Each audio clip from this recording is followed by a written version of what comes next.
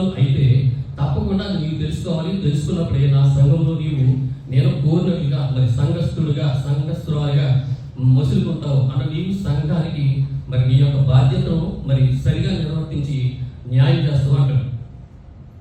So సేవకులకి ఇవ్వబడినటువంటి ఈ విషయాలు మరి కేవలం వారికి మాత్రమే కాదు, అంటే సంఘానికి కూడా అవి వాక్య బోధన ఇచ్చేటువంటి విషయాలు అనేది మనం దృష్టిలో పెట్టుకోవాలి. ఎఫెస్లో ఇతర పెద్దలు కూడా ఉన్నారు, అంటే పాస్టర్ గారితో పాటు ఇతర పెద్దలు కూడా ఉన్నారు. సో తిమోతితో పాటు ఆ సంఘ పెద్దలందరూ కూడా ఈ యొక్క సంఘ సభ్యుల్ని కరెక్ట్ చేస్తారు, అంటే దిద్దుబాటు చేస్తారు. సో దాంతోపాటు మరి బైబిల్లో మనకి జనరల్ టీచింగ్ ఉంటుంది. ఎవ్రీ 3వ అధ్యాయం మీరు తర్వాత చదువుకుంటే కనుక మరి విశ్వాసులు కూడా ప్రతి ఒక్కరు ఒకరినొకరు ప్రతిదినం బుద్ధి చెప్పుకోవాలని బైబిల్ చెప్తుంది. కనుక విశ్వాసులు కూడా ఇతరులను ప్రేమతో కరెక్ట్ చేస్తూ ఉండాలి, మరి ప్రేమతో సత్యం చెప్తూ ఉండాలి. ఎవరైనా సరే మరి ప్రభు యొక్క వాక్య ప్రకారం కనుక మరి ఉండకపోతే వారు ఉండేటట్టు చూడాలని వాక్యం సెలవిస్తుంది. సో 2 విషయాలు, మరి ఆ 2 విషయాల నుండి మనం మనకున్న సమయంలో మనకున్న టైంలో మరి చూద్దాము. మొట్టమొదటి ఏంటంటే ప్రాపర్ కరెక్షన్ అంటే సరైన దిద్దుబాటు. తెలుగు బైబిల్ వచనాల్లో తర్జుమా చేసినప్పుడు ఆ వచనంలోది ఈ వచనంలోకి వచ్చేసాం. సో నేను ఇంగ్లీష్లో ఉన్నట్లు ఒరిజినల్లో ఉన్నట్లు నేను చదువుతాను. వృద్ధిని గర్తింపగా మరి తండ్రిగా భావించి అతన్ని హెచ్చరించుము, మరి అన్నదమ్ములను యవ్వనస్తులను హెచ్చరించుమని చివరిలో ఉన్నట్టుగా ఆ యొక్క మాటలు మనకు కనపడతాయి. సో మొదటి భాగంలో మనం ఏం చూస్తున్నామంటే వృద్ధ పురుషులు లేకపోతే వృద్ధుడైనటువంటి ఒక పురుషుడు, మరి యవనస్తులైనటువంటి పురుషుడు అంటే ఎట్లాంటి కోరిక వాడుతున్నాడో ఇక్కడ మనం గమనించవచ్చు. అంటే తండ్రులు, తల్లులు, అన్నదమ్ములు, మరి అక్క చెల్లెళ్ళు, ఫాదర్స్, మదర్స్, మరి బ్రదర్స్ అండ్ సిస్టర్స్. అంటే తెలుగు అనువాదంలో తల్లిదండ్రులు, అన్నదమ్ములు, అక్క చెల్లెళ్ళు అని వారు విడదీసి చెప్పారు, కానీ గ్రీకులో బ్రదర్స్ అని ఉంటుంది, సిస్టర్స్ అని ఉంటుంది. అంటే సహోదరులని దాని యొక్క అర్థం. కనుక ఈ లాంగ్వేజ్ చూస్తే కనుక మనకు ఏమర్థం అవుతుందంటే వీరు ఒక కుటుంబానికి చెందిన సభ్యులని అర్థమైంది. అలాగే క్రైస్తవ సంఘం కూడా మరి దేవుని యొక్క కుటుంబం అయింది. మరి ఆ సంఘం యొక్క మరి కుటుంబంలో భాగమైంది కనుక ఈ కుటుంబం పర్మనెంట్గా ఉండేటువంటి కుటుంబం, అంటే శాశ్వత కాలం మరి యేసుక్రీస్తునందుండే కుటుంబం కనుక ఈ కుటుంబంలో మరి ప్రపంచంలో ఉన్నటువంటి ఏ కుటుంబానైనా మీరు తీసుకుంటే కనుక ప్రతి కుటుంబంలో కొన్నిసార్లు టైం బాగుంటుంది, మరి కొన్నిసార్లు బాగోదు, కొన్నిసార్లు ఒకరితో ఒకరు బాగానే ఉంటారు, కొన్నిసార్లు ఒకరికొకరికి పొసగదు. సో ఒక కుటుంబంలో మరి నలుగురు ఉన్నారంటే మరి కొంతమంది సంతోషాన్ని ఇస్తారు, మరి కొంతమంది బాధను మిగిలిస్తారు. కొన్నిసార్లు వారు మనకు అనుకూలంగా ఉంటారు, మరొకసారి వారు మనకు ప్రతికూలంగా మారిపోతూ ఉంటారు. సో కొంతమంది పిల్లలు మరి తల్లిదండ్రులకు మరి అవిధేయులై తిరుగువారి పిల్లలుగా కూడా ఉంటారు. అట్లాగే కొంతమంది మరి మంచి ప్రవర్తన కలిగినటువంటి పిల్లలకి కూడా చెడ్డ తల్లిదండ్రులు కూడా ఉంటారు. సో అమెరికాలో మరి ఈ మధ్యకాలంలో జరిగిన ఒక రీసెంట్ సర్వే ఇచ్చిన స్టాటిస్టిక్స్ ఏంటంటే మరి 70 to 80% of Americans so consider they families as dysfunctional.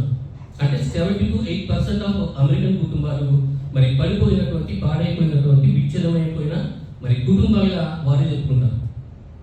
So ఇక్కడ నేను చెప్పేది ఏంటంటే సో సంఘం అనేది అనేక కుటుంబాల కలయిక. సో ఈ విషయం మనందరికీ తెలుసు. సో దీన్ని బట్టి అమెరికన్ కుటుంబం పడిపోయిందంటే మరి అమెరికన్ సంఘంలో ఉన్నది అమెరికన్ కుటుంబమే కనుక ఆ సంఘం యొక్క దుస్థితి కూడా మరి ఆ సంఘం యొక్క బలహీనత ఏంటో కూడా మనకి ఇంటే అర్థమవుతుంది. సో ఇక్కడ కూడా ఎఫెసులో ఉన్న క్రైస్తవ సంఘం కూడా మరి అట్లాంటి పరిస్థితుల్లో ఉంది కనుక అపోస్తుడైన పౌలు ద్వారా మరి దేవుడు తిమోతి ఏం చేయకూడదు ఆయన చెప్తూ ఉన్నాడు. సో పాస్టోరల్ కేరింగ్ అనేది అంటే సంఘ కాపరి మరి సంఘానికి ఇవ్వాల్సినటువంటి సంరక్షణ, అంటే చూపించాల్సినటువంటి శ్రద్ధ, అతడు వారికి చేయాల్సినటువంటి పరిచర్యల గురించి ఆయన జ్ఞాపకం చేస్తున్నాడు.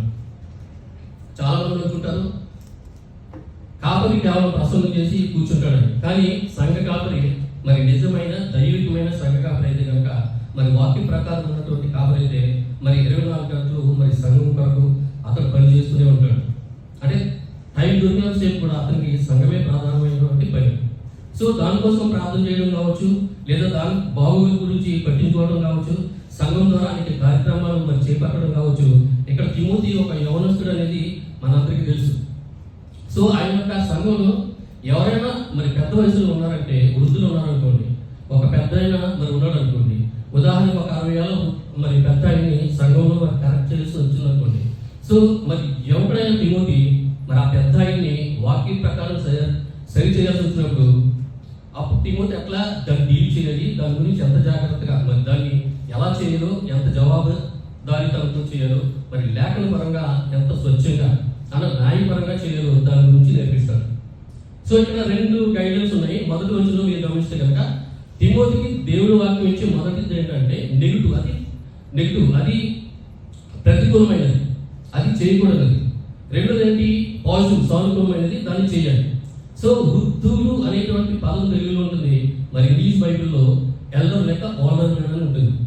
సో ఇది గ్రీకులో కూడా మరి సేమ్ పదమే, మరి సంఘ పెద్దకు వాడబడిన పదమే. సో ఇక్కడ ఎల్డర్ అనే దానికి కూడా వాడబడింది. సో ఇది ఇదే అధ్యాయంలో మరి 17వ వచనం నుండి 20వ వరకు మీరు చూస్తే కనుక విశేషంగా వాక్యమందును ఉపదేశమందును ప్రయాసపడి వారిని రెట్టింపు సన్మానములకు పాత్రలుగా చేర్చవలెను. చూడండి, చర్చి ఎల్డర్స్ సంబంధించి అంటే ఇన్స్ట్రక్షన్ పౌలిస్తున్నాడు. ఏమని? బాగుగా పాలన చేయి పెద్దలను. ఇక్కడేమో అదే గ్రీక్ పదము మరి పెద్దలని సూచిస్తూ రాయబడింది, కానీ ఒకటిలో వృద్ధులను అని సూచిస్తూ రాయబడింది. అంటే ఇక్కడ వృద్ధులు అన్నప్పుడు అర్థం ఏంటంటే aged man or old man, అంతేగాని చర్చ్ ఎల్డర్ కాదు, ఎల్డర్ అని కాదు. సో సంఘ పెద్ద గురించి ఇక్కడ చెప్పడం లేదు. సో సంఘంలో ఉన్న వృద్ధ విశ్వాసి, వయసు మీద పడిన ఓల్డ్ మ్యాన్ని ఎలా సరిచేయాలో తిమోతికి దేవుని వాక్యం చెబుతుంది. సో గద్దింపక అనే పదాన్ని కూడా మనం చూసాము. వృద్ధిని గద్దింపక, don't rebuke an old man అని ఇంగ్లీష్లో ఉంటుంది. అంటే ఈ గద్దింపులు అనే పదము మరి న్యూ టెస్టిమెంట్ లో చాలాసార్లు కూడా వాడబడింది. ఒక యవ్వన సేవకుడి సంఘంలో ఉన్నటువంటి ఒక మరి పెద్ద అయిన వృద్ధాప్యం ఉన్న అతన్ని మరి వాక్య విషయంలో ఏదైనా విభేదం వస్తే కనుక, అంటే విభజన వస్తే, తగాదం వస్తే, ఈ యవ్వన సేవకుడు నేను సంఘానికి పెద్దనే, మరి సంఘ కాపలని చెప్పి ఆ పెద్ద ఆయన్ని కొట్టకూడదు, ఫిజికల్గా కొట్టకూడదు, అండ్ రెండోది వర్బల్గా కూడా మాట్లాడకూడదు. మాటల చేత కూడా అతన్ని తిప్పిపోసి అతని నానా రకాలైనటువంటి మరి అవమానాలు పాలు చేయకూడదని ఇక్కడ ఫిస్ట్ ఫైటింగ్ ఉండకూడదు, టంగ్ లాషింగ్ ఉండకూడదు అని చెప్తున్నాడు. సో కానీ మనం ఇవాళ సోషల్ మీడియాలో మరి సోషల్ మీడియా జనరేషన్లో ఉన్నాం.